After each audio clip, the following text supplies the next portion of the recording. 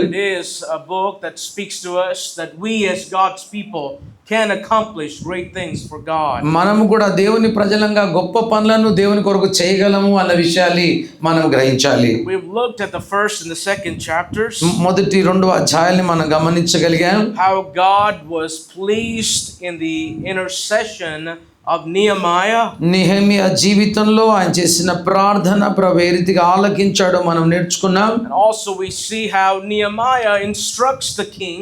మరి ఏ రీతిగా రాజుకు మరి సూచనలు అందించాడో వాటిని కూడా నేర్చుకోగలిగాం. And now we see how this man Nehemiah inspires God's people. మరి ఇప్పుడు నెహెమియా ఏ రీతిగా దేవుని ప్రజల్ని ఉత్తేజపరుస్తున్నాడో మనం గమనిస్తున్నాం. Instruction, హెచ్చరికలు, intercession, విజ్ఞాపన and inspiration. ప్రోత్సాహాన్ని మనం చూస్తున్నాం. Now Nehemiah goes in the dark of the night. మరి రాత్రి పూట ఆయన బయలుదేరి వెళ్ళాడు. If you look in the second chapter verse 12, రెండో అధ్యాయం 12వ వచనంలో మనం చూడగలం అది. it says that I rose in the night and some few men with me, neither told I any man what my God had put in my heart to do at Jerusalem. 12వ వచనంలో రాత్రి అందు నేను నాతో కూడా నున్న కొందరిని లేచితిమి. యెరూషలేమును గురించి దేవుడు నా హృదయంలో పుట్టించిన ఆలోచనను నేనెవరితోనైనా చెప్పలేదు. మరియు నేను ఎక్కి ఉన్న పశువు తప్ప మరి ఏ పశువు నా యొద్ద ఉండలేదు. This man woke up in the middle of the night. మధ్యరాత్రి లేచాడు వ్యక్తి. Not everybody wants to get up in the middle of the night. మరి అందరూ కూడా మధ్యరాత్రి లేచి పనిచేయడానికి ఆశపడరు. But those that are heavy in their heart, ఎవరైతే భారము కలిగి ఉంటారో, హృదయ వేదనతో ఉంటారో, those that have the burden in their heart to accomplish anything, మరి దేన్నైనా సాధించాలని ఆశపడే వారికి మాత్రమే అలాంటి హృదయం ఉంటుంది ప్రియులారా. days and nights are turned upside down. మరి రాత్రి పగలు ఎందుకంటే భారముతో వారి హృదయం నిండి ఉండదు కనుక. Christian experience is a experience that we even work at night. మరి క్రైస్తవ అనుభవం కూడా అలాంటిదే. రాత్రులు కూడా మనం పని చేయాల్సిన అవసరం ఉన్నది. Not only in the day but also at night we work for the building of God's kingdom. దేవుని రాజ్యం కొరకు రాత్రి పగలనకుండా శ్రమించే వారే నిజమైన క్రైస్తవులు అంటున్నారు. I guess I've been in India now almost a month. మరి ఇప్పటికి నేను ఒక నెల పాటు మరి ఇండియాలో ఉంటున్నాను. And we start our day early in the morning around 5:36. మరి మేము మా దినాన్ని 5 గంటలకే ఉదయాన్నే ఆరంభం చేస్తాం. And when I wake up to teach a class early in the morning, మరి ఉదయాన్నే ఒక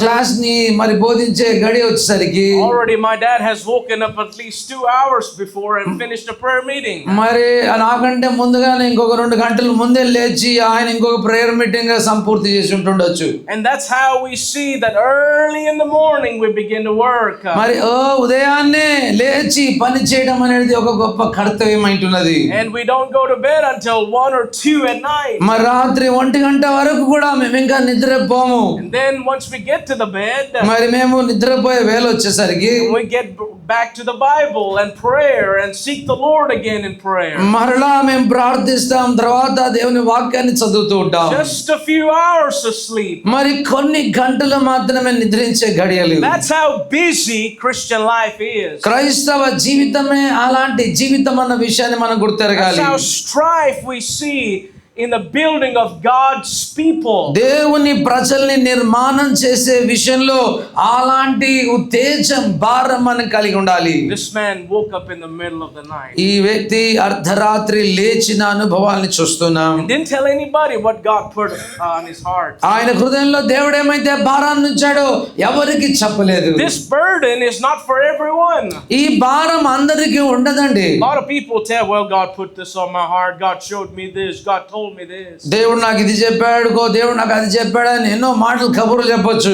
And the thing is that in Christian life, క్రైస్తవ జీవితంలో if God tells you something, దేవుడు నీకు ఏదైనా ఒక పని చెప్తే you sit down, meditate and remunerate and make sure it is from the Lord. మరి నీవు కూర్చోవాలి, దేవుడు ఏమైతే నీకు చెబుతున్నాడో నేర్చుకోవాలి, అది ప్రకారంగా దేవుడు చెప్పినే నేర్పించాలి. We see a cow goes through regurgitation process. తర్వాత పైకి తీసుకొచ్చి నెమరు వేస్తూ ఉంటుంది. That's how a child of God that meditates upon God's word. మరి నిజంగా దేవుని పిల్లలందరూ కూడా ఆ రీతిగానే నెమరు వేసే అనుభవం కలిగి ఉండాలి. That's how the burdens get lighter.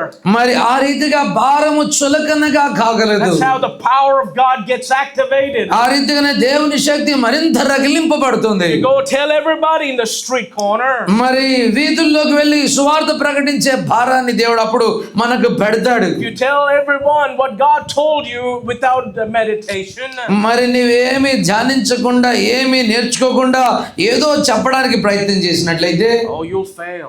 నువ్వు మరి ఓటమిలోకి వస్తావు. You make sure that it is from the Lord and you keep it in your heart. దేవుడు నీలో ఉంచింది జాగ్రత్తగా హృదయంలో ఉంచుకొని వాటిని మాత్రమే బయటికి చెప్పాలి. And then we see how God delivers him and gives him a passion to build the wall.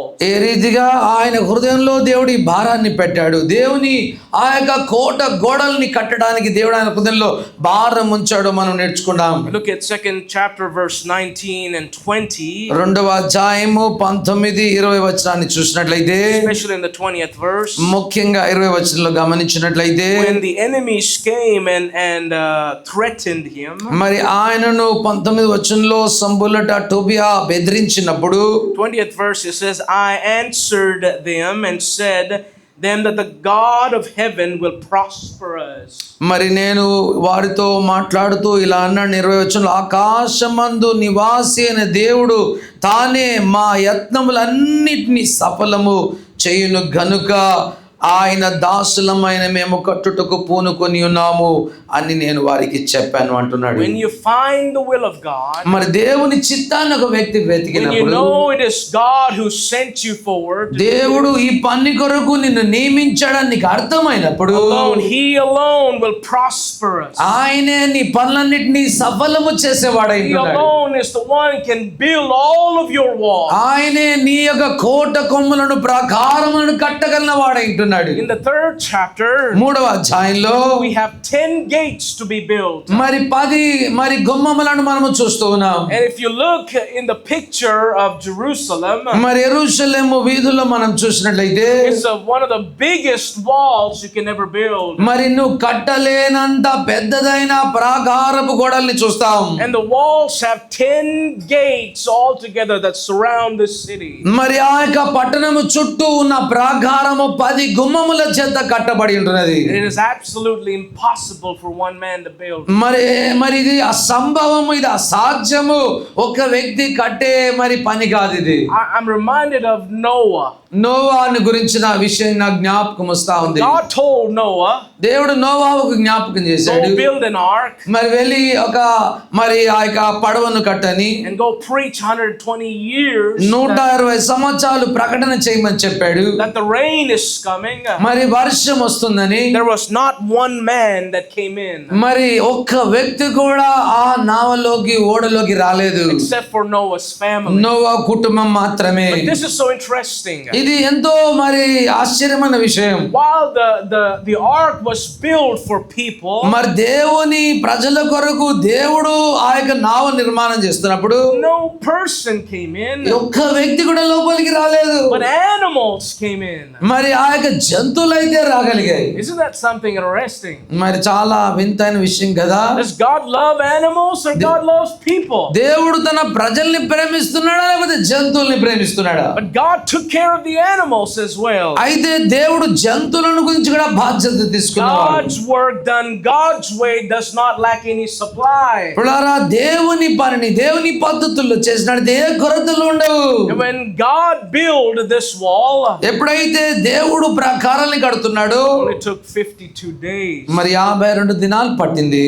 But for one man to build this, ఒక్కటే మనిషి కట్టాలంటే it will take more than 52 years. మరి 52 సంవత్సరాల కంటే ఎక్కువ పడుతుంది సమయం.